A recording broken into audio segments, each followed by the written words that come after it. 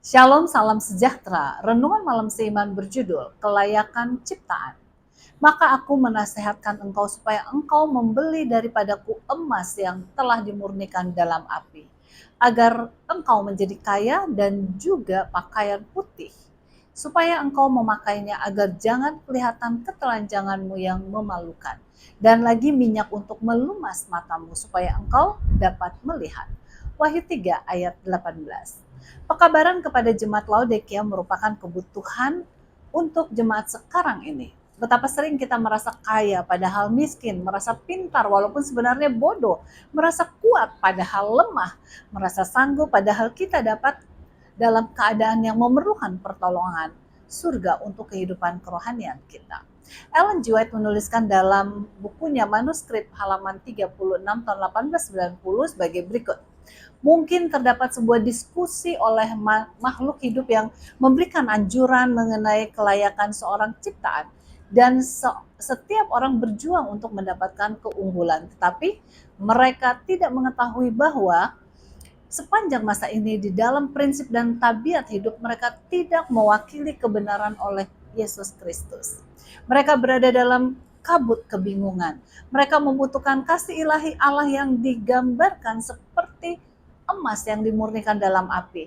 Mereka membutuhkan jubah putih dari tabiat suci Kristus, dan mereka membutuhkan penglihatan surga untuk melihat dengan keheranan dari betapa tidak berartinya kelayakan makhluk ciptaan mempunyai hak akan kehidupan kekal.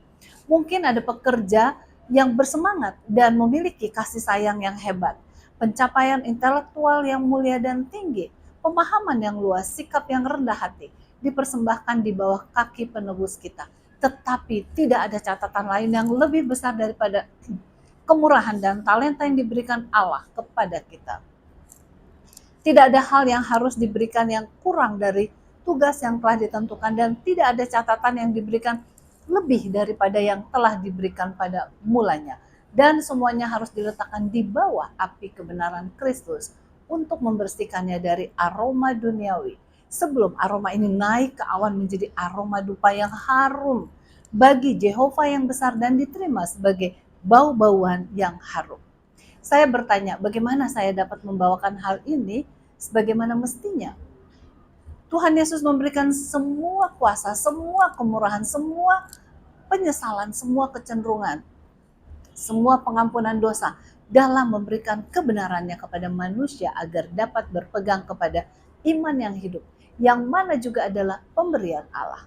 Jika engkau mengumpulkan semua yang baik, suci, mulia, dan indah dari manusia dan mempersembahkannya kepada malaikat Allah untuk ikut bagian dalam rencana penebusan jiwa atau dalam melayakkan makhluk ciptaan, penawaran manusia ini akan ditolak dan dianggap sebagai pengkhianatan.